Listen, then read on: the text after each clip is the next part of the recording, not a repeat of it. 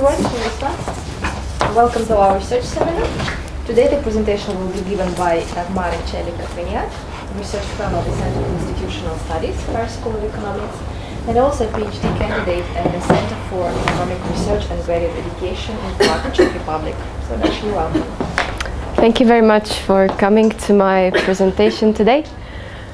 Today I'm going to talk about a byproduct of my field experiment that I ran in Uganda in years 2011 to 2013. As you know, the original title, how it was disseminated among you, was slightly different, and I was asked to change it. And actually, this is still the title in progress. So I'll give you some papers, and please, if you have some suggestion how to change the title, I'm looking for a sexy title for this research. So today I'm going to talk about recognition of self-competence, and it is work in progress. So I'll be very happy if you give me feedback and if you actually give me arguments for or against what I'm going to present today. Okay. No, it's not working. It was. Okay. As Scott Plous in his book suggests, there's no problem in judgment, and decision making is more prevalent and more potentially catastrophic than overconfidence.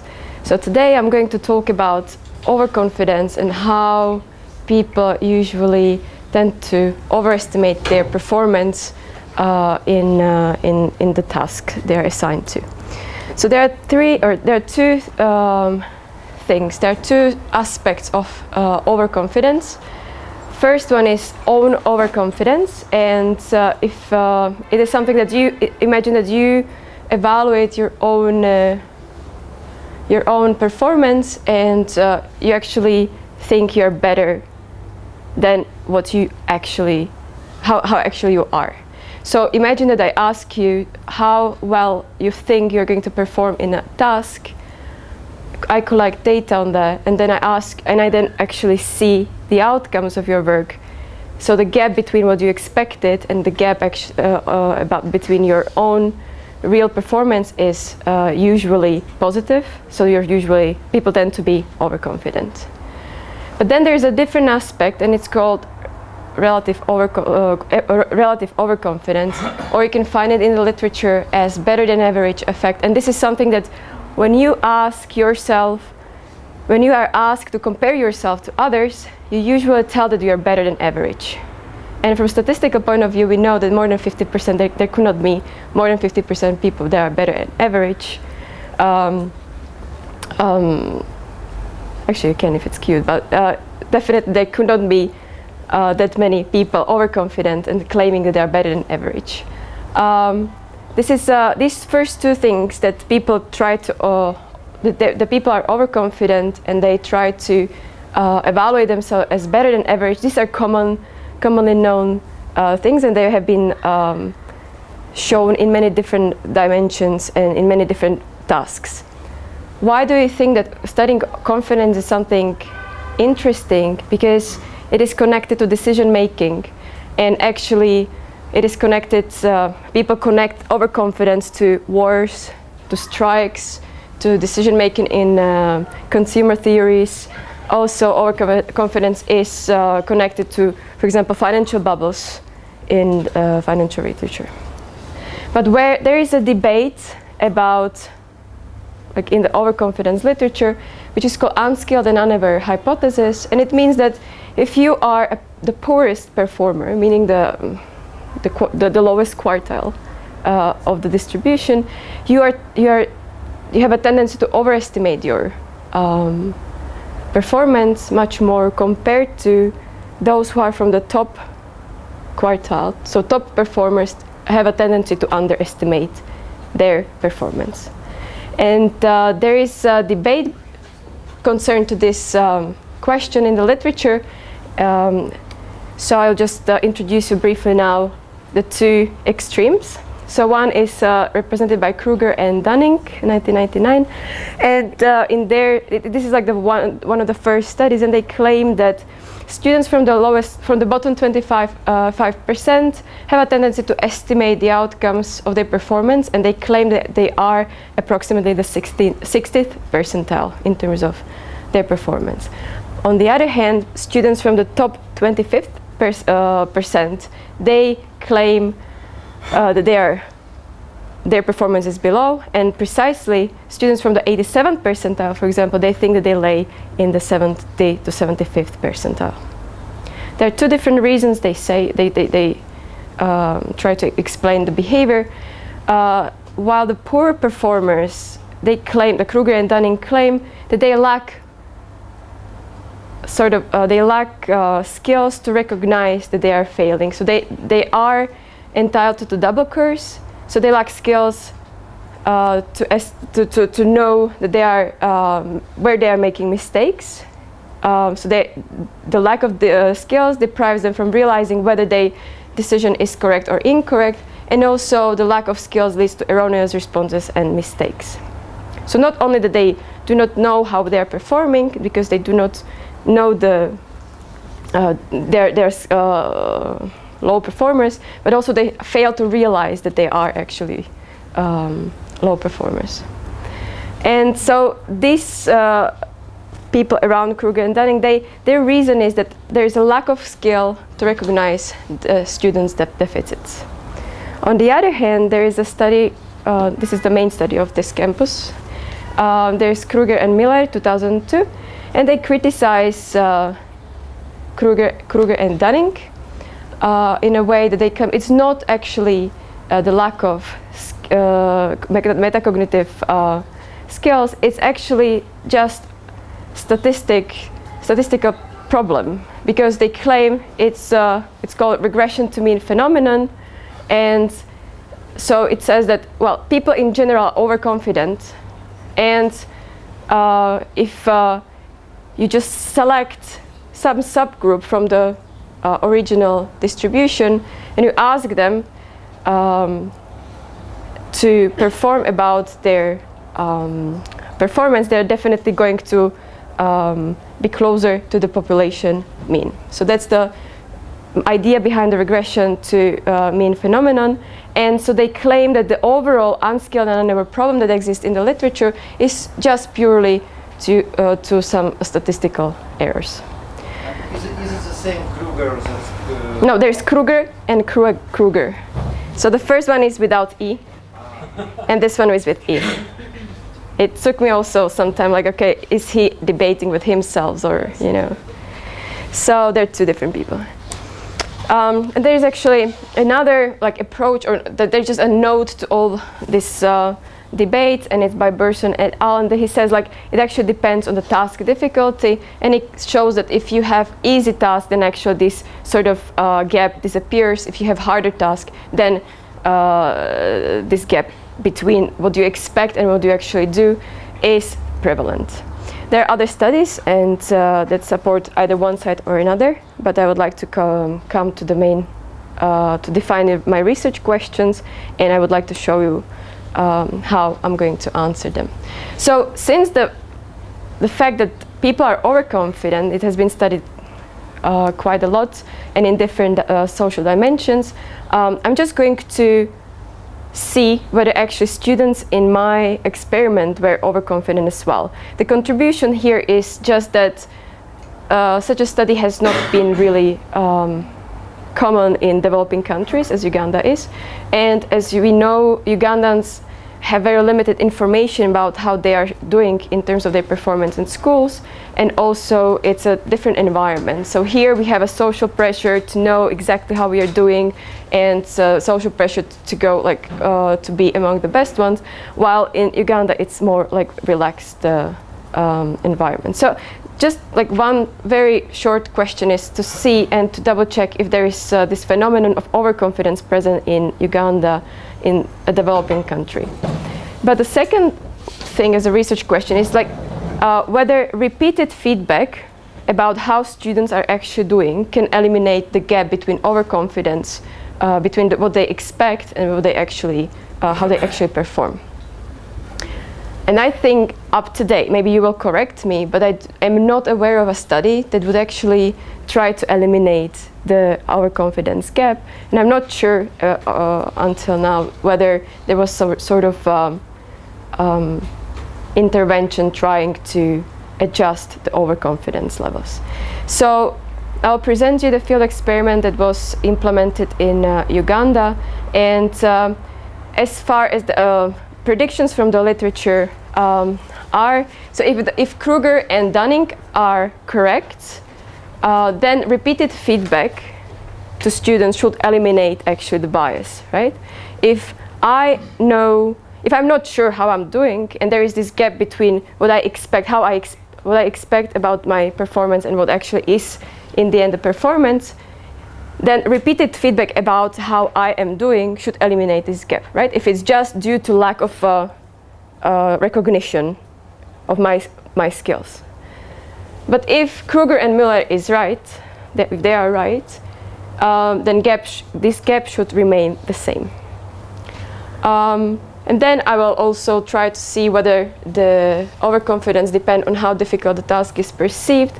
This is in reaction to this Burson et al. Paper. Unfortunately, that there is a question mark here, and I will tell you why there is a question. I mean, I do not have the best data on that, because this was not the primary questions of the research. But I will tell you that I can discuss the topic, but definitely it's not really reliable based on the data. So I have data of approximately 5,000 students who are repeatedly interviewed and tested for math and English repeatedly during one academic year. So besides the fact that they were writing math and English exams, I asked them questions before each math exam and before each and after each exam, how many points they expect to get from the examination they either are about to write or they just fulfilled. And I also ask about the effort level and about the subjective happiness. All of these are on some Likert scale. And then I also ask about how much more difficult is the exam compared to the one that they are used to. So that's why I'm saying that I cannot be very sure about the last question, because I do not have the value of how difficult this particular exam is, because that was not the core core importance in my original study. But I only have whether they perceive it as much more difficult or easier compared to their regular examination. So there are question marks about the interpretation. So coming to the first question, when we look into some data summary, students are, as usual, mostly overconfident. So approximately 79% of students overestimated their result in mathematics, 84% in English, and approximately 14.8% of them correctly expected their grade, so they are well calibrated, and then the remaining 6.2% for math and 4.5% for English, they underestimated their results. So the overconfidence is also present in developing countries such as Uganda. And then I checked who the poor performers are, whether they have a tendency also to overestimate the results or not. And I can show you that these are two. This is the distribution of math and English results for those who are underconfident and for those who are overconfident. So you can see that underconfident are those who have higher mathematical scores, and overconfident are mostly those who are from poorer mathematical background. And this is the similar picture for the English. When I checked whether there are some differences, like gender or age differences, actually I didn't see any significant differences between gender or age. Sorry. Oh, that's true. That's why it doesn't work, right? So then I checked, because Burson actually in his paper suggests that if you look into the quartiles of baseline performance, and this, so here we have first quartile are the poorest performers, fourth quartile are the best performance, and here are what scores do they expect, like what are the perceived, what are their expectations. So you can see that an expectation based on the difficulty of the task. Okay, so you can see that much more easy if students thought that the exam was much more easier compared to what they usually do, then their perceived scores, they expected much better grades compared to those who actually thought that the exam was difficult, which is usually like what we can expect. But such a pattern, according to Bourson et al., signals that the result is actually going to be due to what Krueger and Miller predicted, that there is some pattern confirming the regression to mean phenomenon. If you look into the gaps over here, this is for mathematics and this is for English, the gap has a tendency to decline. So if you are the poorest performer, your gap, you expect much greater score to what actually you get in the end, compared to those who are the best performers. Okay, so and now I will move to the experimental, like to this intervention that can reveal whether this is actually due to this regression to mean phenomenon, or whether there is really some unskilled-unaware problem in the data. So the experiment that was conducted, some of you already know the design, and I will have to just repeat it again.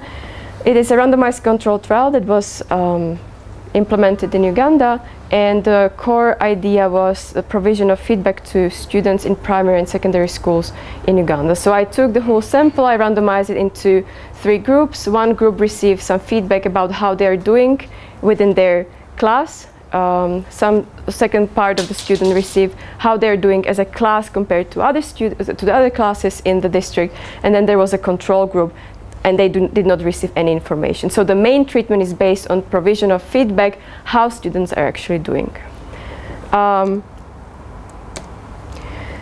So the treatment 1, they receive information, I call it within class feedback. The whole class was divided into small groups, and these students received a small report cards informing them about how they perform in math and English, how other 2 or 3 members perform in math and English, and how their average is actually formed, and where are they standing as a group compared to other groups in the class. I will show you the feedback. So this is the report card they actually received. Okay, so if I'm Subo Delia, I know that I received 26 from math and 26 from English. They knew that the maximum for each subject was 50, and they know, or she knows, how other 2 members of her group performed.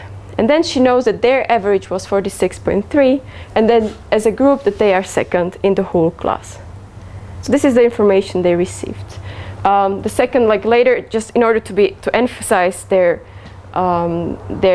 performance, they received also a card that was emphasizing whether they improved or worsened between 2 testing rounds. So this is just to emphasize where they are in terms of improvement. The second feedback, the treatment 2 group, they're a cross-class feedback. So they are evaluated as a one group compared to other classes in the district, and the scorecards they received. Imagine now that I'm Sajemba Ronald. I'm from Maranatha Primary School, and this is what I receive from math and from English. And I also know what is the overall class achievement in absolute scores, and also I know the average. What is the total average of the class is 17.52. And then you can see that we were the first, that the position of our class was number 1 in the whole district out of 8 classes. And also they received information whether they improved or whether they did not improve. So there are, so at the beginning, there's a baseline round when I did not provide anyone with any information. This is like where I collect the baseline scores for math and English. But then after every testing round, which altogether I had 5 testing rounds, students receive this information. Okay, so and then after observing this information, I ask them how many points do they expect to achieve or to get from the exam they are either going to write or they actually wrote. Okay, so I can see also whether their expectations were high, and after realizing or facing the reality of the exam, whether their expectation went down or not. Actually, majority did not change their expectations, which was surprising for me for both math and English. And then I also can observe what happened to their happiness and what happened, like how much effort did they actually put. And I have this data for math and for English separately. Just to remind the timeline, so this is what I called the baseline survey. At the beginning, I just give them examination, and then I ask them about how much do they perform, how much points do they expect to get from math and from English after they wrote their math and English exam. But at that point, they really did not know anything else, just that the maximum from math is 50 and maximum from English is 50. Okay, so imagine that all of a sudden I give you some exam, you do not really know how it is structured, you just know that it's similar to what you are doing at school. Okay, and then I tell you the maximum is 50, just evaluate your score. And then I came to school 5 times, and I gave them 4 other times, and then every time I gave them feedback how they were doing, and every time I asked them the same questions. How many points do they expect? And at the end, I just introduce one more orthogonal treatment, and I just introduce some financial rewards and reputational rewards. This doesn't have anything to do with this question studied today, because the question was whether additional rewards simply can motivate students to perform better. But I will be able to see whether just provision of these extra rewards also can influence my precision of the overconfidence or not. It's not, again, it's not the main question in mind, it's just that it allows me to look at it because of the design. So students were of primary 6 and primary 7, and from secondary school from senior 1 to senior 4. So their age varies from approximately 12 years all the way up to 51. And they're from 4 areas that differ from distance from Kampala, so I can also study the heterogeneity across areas. And when I talked about this reward treatment, so those who received the financial rewards, they were actually offered 2,000 Ugandan shillings if they are among 15% best performing or 15% most improving, or they were or they were offered reputational rewards, meaning that their names would be published in local newspapers. It's just to tell you what the rewards were. So when you look at the results, so we are checking now whether there is a gap between the expected number of points and whether there are the real number of points students achieve. So in the baseline data, there are insignificant differences across all treatment groups in gaps between expected and achieved scores. So I will show you in graphs. When you look here, this is the distribution of the whole gap. Okay, so this is the size of the gap, meaning how much my expectation is far from the real score. It could be positive and it could be negative, right? If it's positive, it means that I'm overconfident about what I'm doing because my expectations are way too above my real score. If it's negative, then I'm actually under confident about my score. So you can see the distribution here. At the very beginning, students were randomly assigned into treatment and control. So on average, they must be the same. And I'm just showing you that this is the case, that on average at the beginning, control treatment 1 and treatment 2 students over or under estimated their performance in an equal way. This is the similar picture, but not by randomization into this feedback treatment groups, but in terms of these financial rewards and reputation levels. It's just another point of view that yes, the randomization was done correctly. But when we look at how the gap is changing after they receive this feedback, then you can see this is the last testing round, round 5, and you can see that students who are in the control still have a tendency to overestimate their scores higher compared to those who face the treatment 1 and treatment 2. What does it mean? It means that students who receive feedback, then their overconfidence level was better calibrated at the end after they receive continuously this feedback. But as one can expect, there's no effect on provision of financial reputation and money, because either my expectation about my score should not be dependent on whether I will receive some money for my performance or not. This way, I just want to stress, these are not money given to them evaluate themselves, okay? Because there are also some studies who actually they try to incentivize their subjects, and they tell, if you actually will expect the correct your correct performance score, then we will give you this money. This is not the case. This money were given for other purposes. So here you can see there is no effect, which is something that we expect. So the results in other graphs, you can see this is result of just preliminary Euler's regression. Here is the feedback provision. So the dependent variable is the gap, and the question is whether the gap can be explained by being part of the treatment group or not. And you can see this is like a combination of short-term and long-term effects, because I have data from every single round. So here I'm presenting you how this overconfidence or how this gap is changing with the time.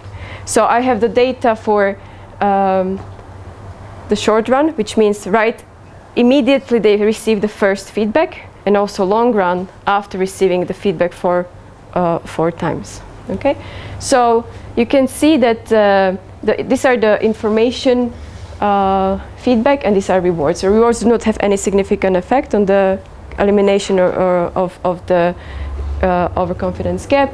These are short run effect, meaning that this is a regressing round 2 gaps on participation in the feedback. And you can see this is mathematics and English, that being part of this feedback actually led to a decrease of this gap by 2.47 units. It is a small effect, but it's just it's definitely reducing the gap. And here, if you have a long run effect, it after 4 feedbacks, you can see that being part of the group who received feedback is actually decreasing the gap on average by 7.6 units. So what does it tell us about? So this is the similar. Sorry, I went back. These are the numbers that, and I'm actually controlling for stratification. If you will be interested, I mean, I can show you the other things, but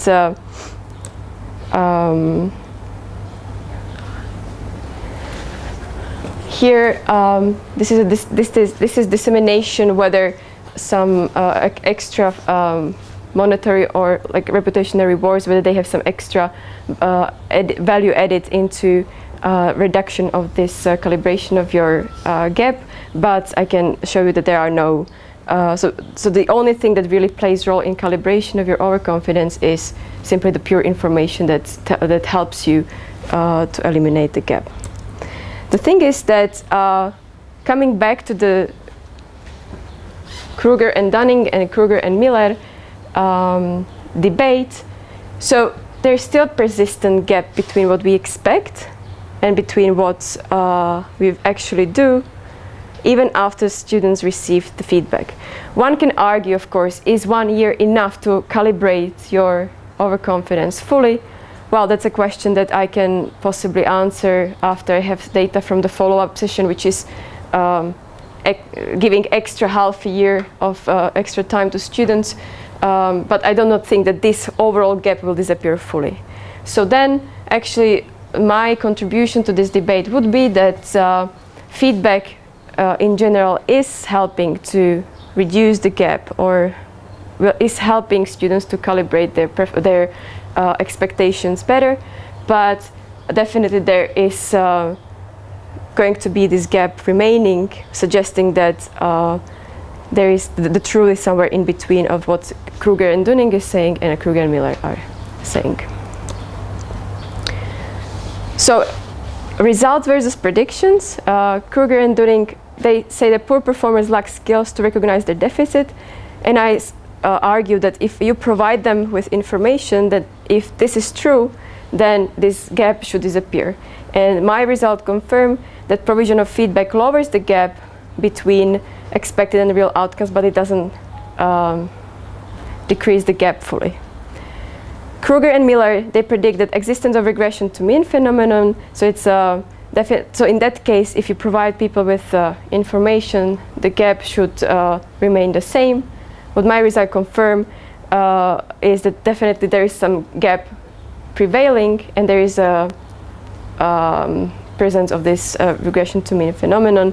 So I would conclude that the truth is somewhere, according to me, somewhere in between. I would be very happy if you actually can argue against this, and we can find something, maybe there is some truth in between. Oops. So what I will plan to do further is that I have data for the third and fourth round.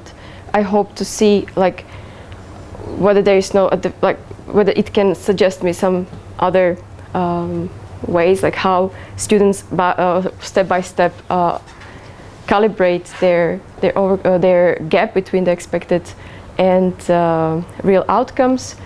Then I will also look at the data that are from 2013. As I told you, these data are coming from the one academic year, from January 2012 to December 2012. And I have data on a follow-up session from May up to May 2013. So I'll be able to see whether the extra half a year leads to even better calibration of this gap. But I do not have the data at this particular moment, and I will be able to see when I look into the treatment one, especially whether there is some whether the calibration depends on with whom you are in the groups and so on. So I would like to look in the dynamics of the small groups, and then I will study whether the confidence is a predictor of performance improvement. According to preliminary results, which I'm not presenting today, is that actually overconfident students are the only ones who are improving as like in a response to the intervention, which would be in accordance to the overconfidence literature. If you are overconfident, you have a tendency to trust in your actions, and you actually go and do also some riskier behavior. Well, if you're underconfident, then you usually do not respond to some inputs. So that would be again another further step, like how does this confidence predict performance improvement? So this is what I have done, and I would be very happy if you could give me feedback on what is done, if you can have questions. Okay, thank you very much. Any questions, comments? Can I ask for clarification? So I see on this slide that you are going to look closer at treatment one, within group and group and class comparison. This makes a little bit mess in my head. So what did you show us? You show us the overall performance on the graphs. What was it? Was this the overall performance of each student? or the group performance, or the No, so it was only, it was individual, how individuals estimated their own performance and how it has changed after realizing the feedback. And I have not had a chance to distinguish, like for example, I would like to definitely see, I would like to play with the average that because I'm priming them, right? Because I'm giving them information.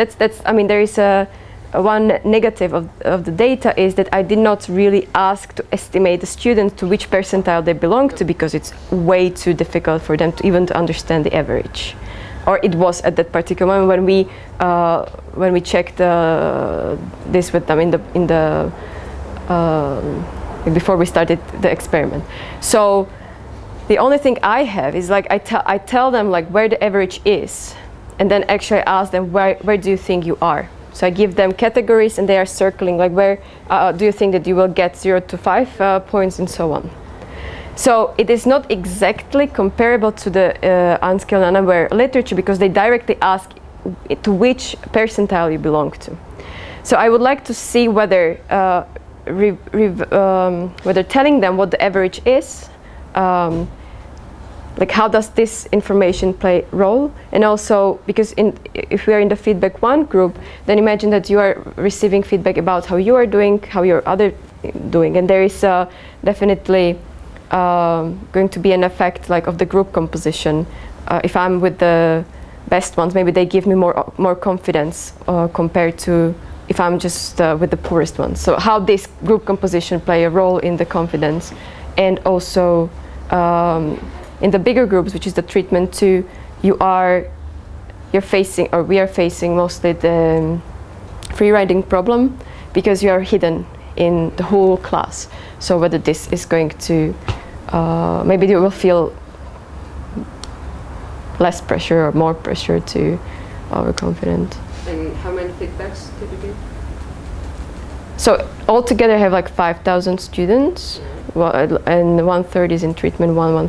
So how many feedbacks you gave them? So okay, so it was at the beginning they did not receive anything, but right after here they received so altogether treatment 1, there is one drawback again due to logistic. Treatment 2 started later, so 1, 2, 3 times treatment 2 and 4 times treatment 1 they receive feedback. And actually in the end you saw that the treatment 1 and treatment 2, the differences were not statistically significant. So the fact that one received 4 and one received 3 times feedback did not really play that much role.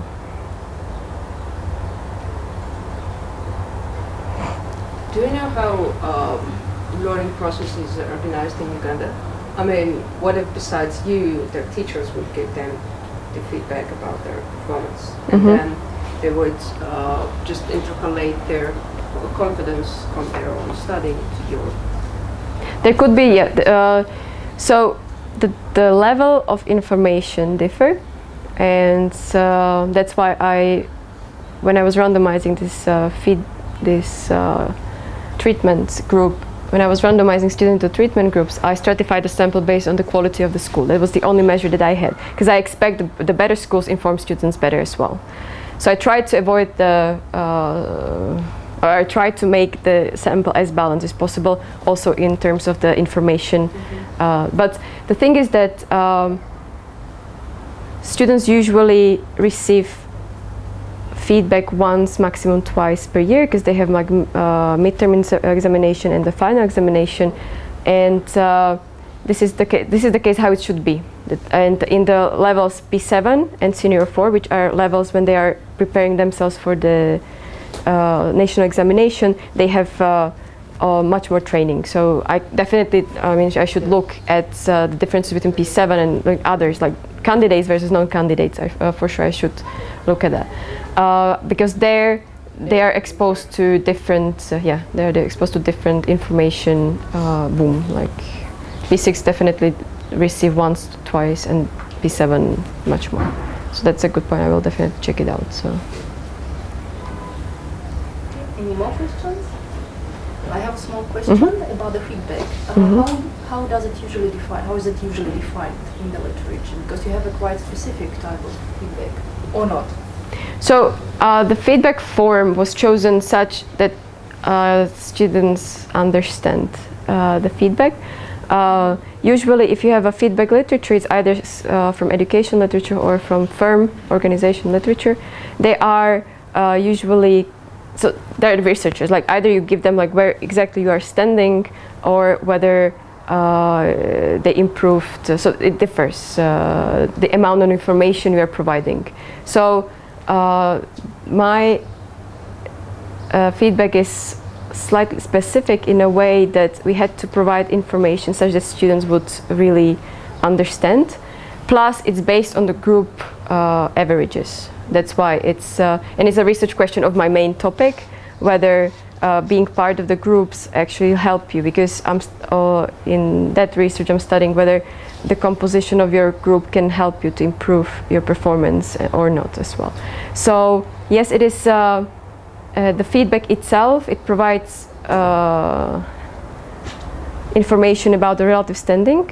So that can be compared to other literature, it has been studied, but it's specific in a way that it's group information, and that's not studied that much in the literature. Any more questions? Question, which in my head pretty long. So overconfidence, is it bad or good for students? So overconfidence in general, I mean not in general, not only to students, is can lead to both. Can lead to better outcomes or the poor outcomes.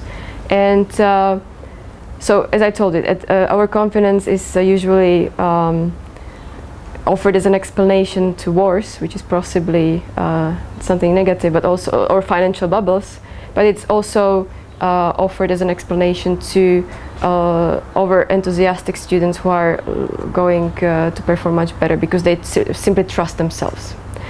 The thing is that what I see as a positive here is that I'm actually giving them information one by one. It's a repeated study. And it's not just once that I give you feedback and I observe whether you improved or not. So here, what I can disseminate is whether, like, continuously receiving feedback, no matter how overconfident you are at the beginning, imagine that you receive repeatedly feedback that actually you're worse than before. So how this is going to influence compared to the mixed, or compared to the just over positive. Like, this is something that I can definitely see in the data. I do not have the results yet. But how good the overconfidence is, I will possibly see at the end of this study. Yes? I have a small question. But thinking about overconfidence, probably it might be the fact that they are not overconfident in themselves, but they don't have the exact information about the grading policy, for example. Just, as time goes on, they just learn how you are grading these tasks, and that's why they begin to evaluate themselves more accurately, like not to evaluate themselves, but to guess what they're going to, how are you going to estimate their work. So this would be attributed to the fact that we are strangers to them, right? Yes, that could be, and I do not think that there would be any way how I can change, because I do not have the data. I have the data, no, I only have performance data from national examination. They do not run anything like this questionnaire. So that's a good point. I do not think I would be able to disseminate this information, even though. But when you ask them how they evaluate themselves, do you also ask them how they compare themselves to others? No, unfortunately, no. That's unfortunate. I mean, because like the main research was that I provided them with the information that where they are, not that I asked them. As I said, this is a byproduct of this. So for me, it was more important to prime them and tell them like how are the other doing, and to see whether they change their performance or not. So that's why there's this unfortunate thing about the data, and I do not have the data about what do they think how others are scoring, or what do they think. Yeah, I do not have this.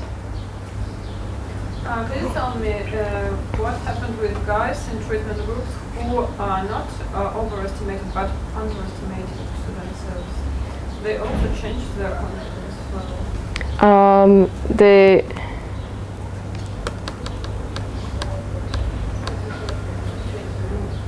So this is I only have like how the gap has changed. I did not look whether how it has changed for overconfident from the beginning and how it has changed for the underconfident.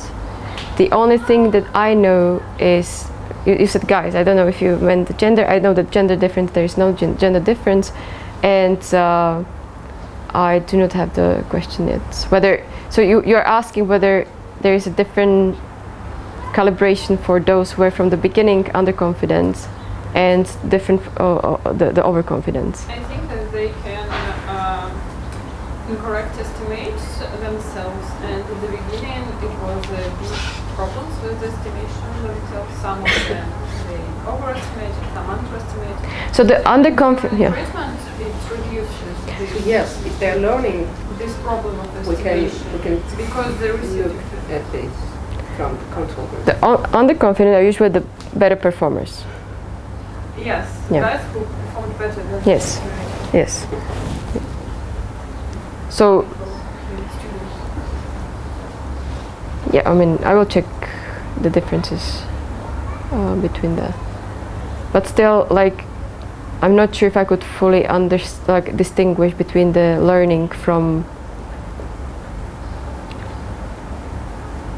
being exposed. Actually, I have the number of times how much I exposed myself to the examination, but still it would not tell me the difference between just being exposed and being this as a treatment. So I'm still not sure if I can answer that question.